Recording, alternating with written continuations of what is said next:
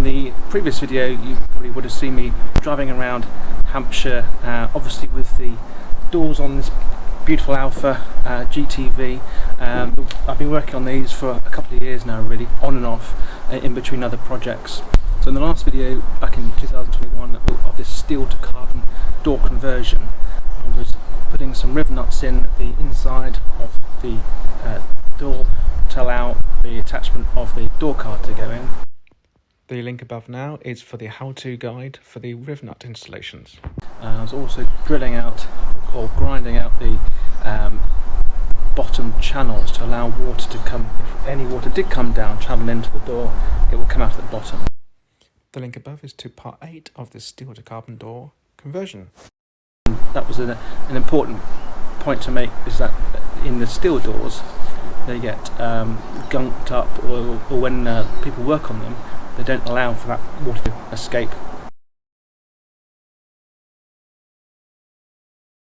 So join me for the continuation. This is part 9 of the steel to carbon door conversion on this Alfa, and I hope you enjoy this series, and sorry it's taken such a long time to get back in with this door conversion. I'm in the process here of just trying to get this door to align perfectly at the rear. It seems to me that it's a little bit high against the bodywork. If I just put a straight edge along there, it will just, you can see just there's a small gap underneath. So I'm going to undo the bolts of the top hinge and move them out a bit and see if that will bring the door down slightly. I'm not sure if the light is picking this up as well, but the crease line on the door is just slightly higher than the crease line, the body line here on the front quarter panel. So bring the door down slightly. It was going to give me a little bit more room here, and if I come out slightly, it should on the hinge. So undo the bolts and then retighten on the hinge, move the door slightly out. It's going to give us a little bit more space and should drop the line down to about here. Some of the edges of the corners a bit sharper here, so I could actually probably round that off a little bit with the grinder or the Dremel, just so it matches the contour of here. And what I'll do is I'll try and improve in this shut line here at the front, bring this door in this towards the front of the car, but again it's quite close around here, so again I could try and take away that little edge there so it brings the door forwards. It's got to come forwards a couple of mils still, but we'll get there. It's always a challenge. Down the bottom is perfect, all the way up to the top, and from here onwards it sort of gets a little bit too wide for my my liking, really. But the rest of the door is looking great. So the mirror's got to go in, the quarter light glass has got to go in, the door trim, the rubbers, and internally now you'll see that I've got to put the door handle mechanism in for the release mechanism for the door latch.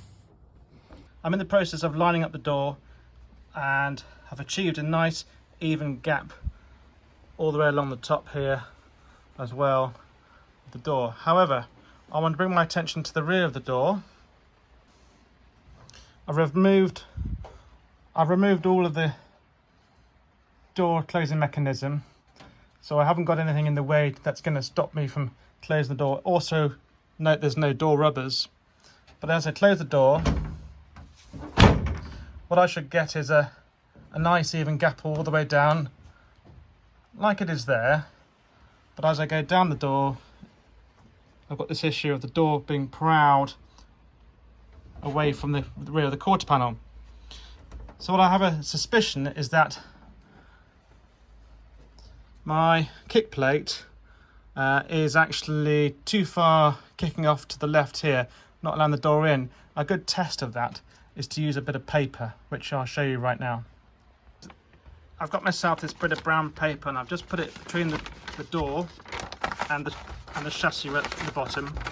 I've shut the door quite firmly, and I can see that the paper moves up and down nice and evenly until a point where it gets tight there, and that's a good 6 inches away from the front of the door. So I've got a tight spot here, and I'm going to have to address this by removing the kick plate, moving it over, realigning it, because once that door rubber goes on, I haven't got a chance to be able to shut the door, and hopefully it will remove this issue I have here with the door not shutting.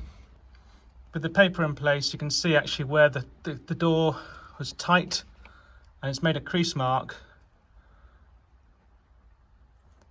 So I know that just here, this is the tight spot. I'm going to have to move the kick plate across.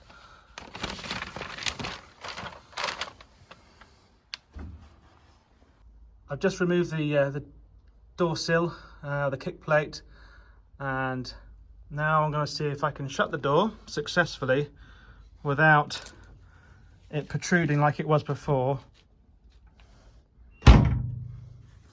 That's perfect. I've got a lovely gap all the way around, nice edge, nice even edge all the way up there, and there's nothing kicking out at the bottom.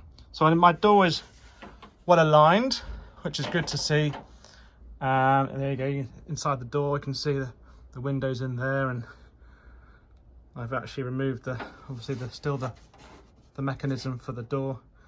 But as soon as that goes on, it will start to take shape. The door card's removed, of course. This process is easy with the door card on. Again, the door card adds a 4 or 5 mil, and it can again prove problems down at the bottom with trying to align the door. So in a nice neutral state with no trim on it, that door shuts really nicely. So my task now is to trim down some of the edges on the kick plate, put it back on again, and I'll see how well it fits. I'm using my brown paper again to test to see if there's any areas where the door might be tight on the bottom of the sill. Again, if you remember before, that I got 3/4 of the way down and it got tight about here, but now I've removed the chrome kick plate, I can bring the paper all the way down to the A pillar, and it's not tight at all. So I know that the door is not fouling, at least on the bottom door sill, and it's fully shut at this point in time. So it's a good starting place.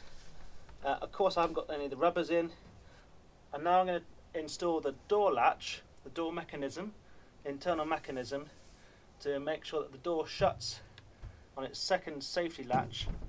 Then I have a good starting place to put the trim back together again.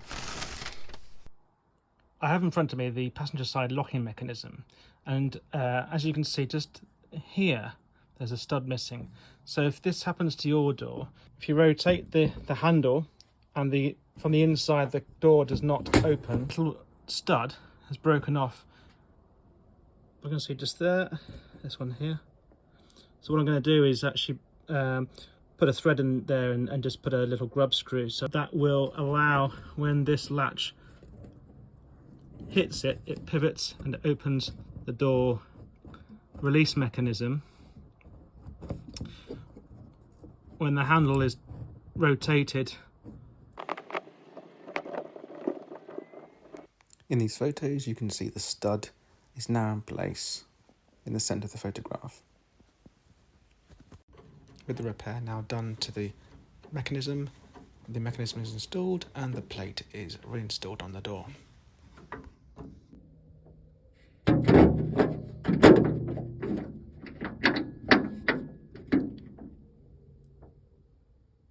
To set the length of the bolt on the back of the push button, I've got to make sure that it's touching there, so I need to extend it, wind it out, so it's when the button is depressed, it actually is already touching the plate, which is then going to move the mechanism to open the door. So I'm just going to wind that out now to the desired length. I'm going to adjust the latching mechanism now, so the pin catches the latch and the receiving plate at a different angle. So I'm bringing this likely to come up, which can be achieved by adjusting this here and moving it across. There is enough movement by moving it to the right or the left to try and achieve the correct angle. And now I can shut the door, and that top edge beautifully lines up with the rest of the bodywork. I'm just checking here as well. When the door shuts, it will shut and it will be flush. That line there, that crease line, follows on with the rest of the body and all the way down, following all the way down to the bottom.